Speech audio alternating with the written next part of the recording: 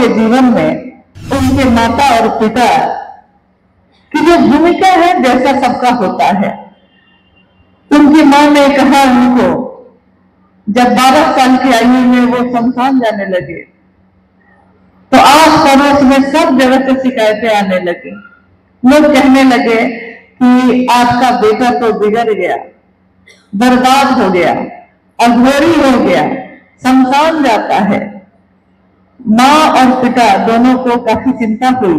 तो उनकी माँ ने कहा था उस दिन, ये घटना ऐसा नहीं कि आज पहली बार हम लोग बता रहे हैं, इस घटना को तो स्वयं साहब ने ही कहा।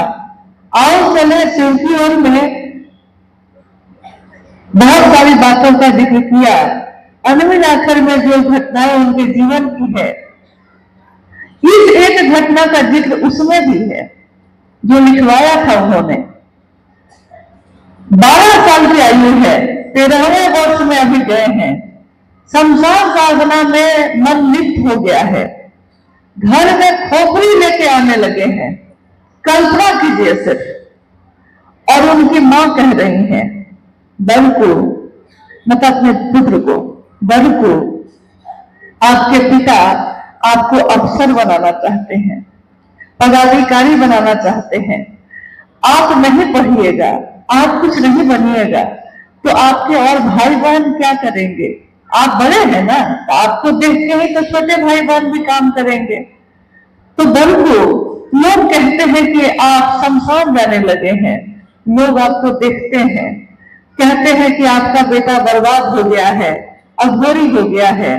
और मुझको, एक मां को बहुत तकलीफ होती है कि आप ऐसा क्यों हो गए हैं। साहब जब 13वें वर्ष में अभी प्रवेश किया है उन्होंने, 13 वर्ष भी नहीं है, अभी तो प्रवेश ही किया है, 12 वर्ष ही मान लीजिए। और उस बच्चे ने अपनी मां से उस दिन कहा, अद्भुत है ये संकल्प, ये बात जो अपनी मां के सामने उन्होंने उस दिन कही। उन्होंने कहा कि मां, मेरे स्कूल में मेरे शिक्षक बताते हैं कि परमात्मा होते हैं या ये दुनिया इसी का रूप है। जब हम लोग बातचीत करते हैं, लोग कहते हैं कि इंसान जो जन्म लेता है वो भगवान के पास से आया है। हमारे घर में कोई बच्चा आता है तो हम कहते हैं भगवान के पास से आया है। जब वो घर में खेलता है, हंसता है अचानक, तो हम लोग कहते हैं कि भगवान से बात कर रहा है। देखिए ना, भगवान से बात करता है, हंस रहा है, सोया हुआ है और सोए हुए में भी मुस्कुरा रहा है। तो कहते हैं कि भगवान के पास से आया है। जब जीवन को जी लेता है, एक दिन उस शरीर की मौत होती है, तब भी दुनिया के लोग यही कहते हैं कि भगवान के पास चला गया। इंसान भगवान के पास से आता है और भगवान के पास ही चला जाता है। मां, मैं सोचता हूं कि वो भगवान इंसान के पास क्यों नहीं आता है। मैं लाऊंगा मां, भगवान को इंसान के पास लाऊंगा। बालक हरिनानंद जी उस दिन कह रहे हैं अपनी मां से। उनकी मां स्तब्ध होकर देखती रह गई, क्या बोलता है ये, भगवान को लाएगा इंसान के पास। और देखिए कैसे उनके जीवन की घटनाएं बढ़ती गई। और एक दिन ऐसा हुआ कि युवावस्था में वो पहुंचे जब, तब तक 14 वर्ष बीत गए। 14 वर्षों में सहस्री ने कितने लोगों को अपना गुरु बनाया। कोई उनको शक्ति की उपासना बताता, कोई अघोरी रूप से बताता, कोई कपालिक रूप का बताता, कोई मंत्रों का जप बताता, कोई कुंडली साधना बताता, लेकिन कहीं भी प्यास नहीं बुझी। बताइए क्यों नहीं बुझी?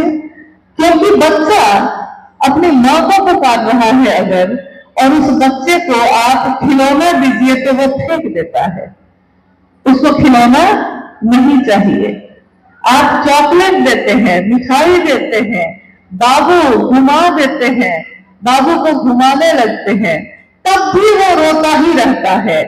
और जब उसकी माँ की गोद उसको मिल जाती है तो वो चुप हो जाता है।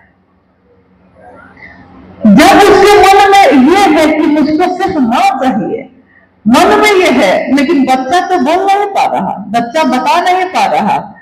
और एक दिन माँ जब गोद में लेती है तो चुप हो जाता है। खिलौने फेंक दिया है, मिठाइयां फेंक दी है, चॉकलेट भी नहीं चाहिए, गुब्बारा भी नहीं चाहिए, जीवन इससे नहीं चलता। साहब श्री ने भी जब ये यात्रा शुरू की अध्यात्म की, तो यात्रा तो शुरू की थी चमत्कार से, लेकिन जब चमत्कार मिलने लगे, जब उनके बोलने से लोगों के जीवन में घटनाएं होने लगी, धीरे धीरे धीरे धीरे उनके मन में ये समझ लिया कि मुझको ये नहीं चाहिए था, इसमें कुछ नहीं रखा है जिसके कारण ये चमत्कार होते हैं, मुझको तो वो चाहिए, मुझको ये चीजें नहीं चाहिए, जिसकी ये चीजें हैं मुझको तो वो चाहिए। यानी उनके मन में अनायास ही महादेव को अपना गुरु बना लिया, और बना लिया तो पहले से की हुई सारी चीजों को छोड़ दिया। जब तुमको पा लिया है तो अब तुम्हारे पास ही रहूंगा, कहीं और अब नहीं जाऊंगा।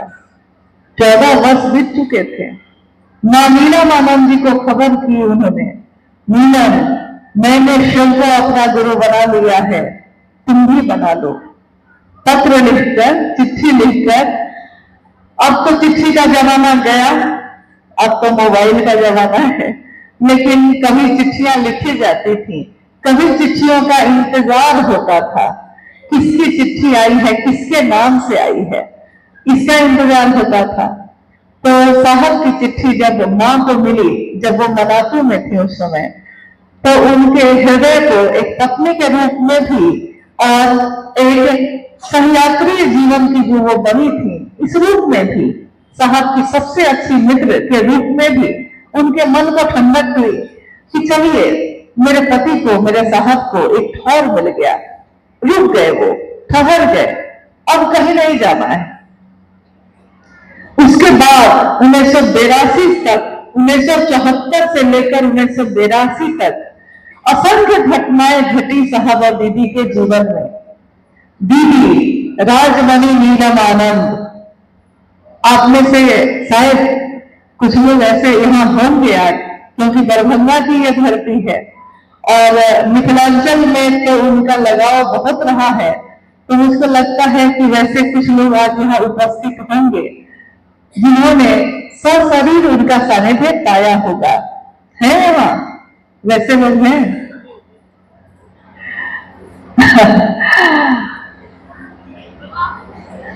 यानी उन्होंने इस रूप को देखा है, भगवती के उस रूप को जिसमें वो करुणामयी है, वो ममतामयी है, सब पे अपना सब कुछ लुटाने वाली है।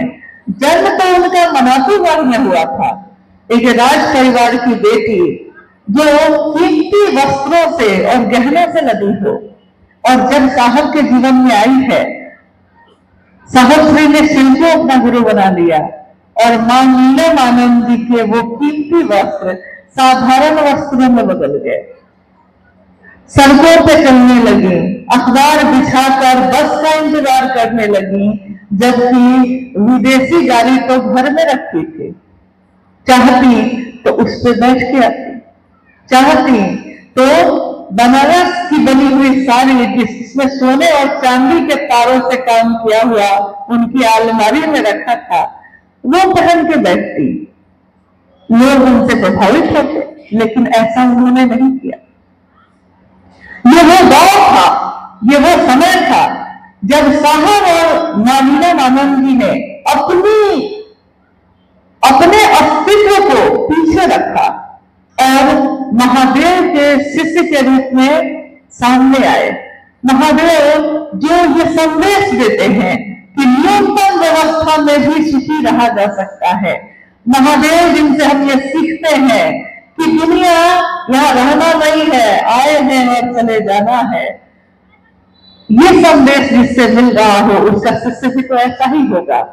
तो साहब श्री ने जगत का एक एक व्यक्ति शिव से जुड़ सके इसके लिए उन लोगों के घर का रुख किया जिनके घर में दरवाजे भी नहीं थे, जिनके घर के दरवाजे पे पर्दे के जगह पे बोरा करना हुआ था, ख्याल बिछे थे। गांव गांव में घर घर में पहुंचकर छुट्टी में एक तरफ नौकरी भी कर रहे हैं ताकि जीवन भी चलता रहे, परिवार को रोटी भी मिलती रहे, और एक तरफ अपने कदम उस तरफ मोड़ कर गए हैं जहां साड़ियां उनकी कीचड़ से लथपथ हो जाती थी। और साहब इतने कोमल साहब पत्थरों और चट्टानों पे ही, खेतों में, गलियारों में ही चलते चलते चलते चलते शिव का संदेश लोगों को देते जा रहे हैं। गुरु भाई गुरु बहन जो उस समय बने, उन्होंने उस समय जो भजन गाने शुरू किए, उस भजन के बोल क्या थे? गुरु नाम का हीरा मोती मैं बिखराऊं गली गली, मेले कोई लेने वाला आवाज लगाऊं गली गली। हर गली में हीरा मोती है ये गुरु के नाम का, जो मैं बांट रहा हूं, आवाज लगा रहा हूं, कोई तो ले लो, जो लेने वाला है वो ले ले।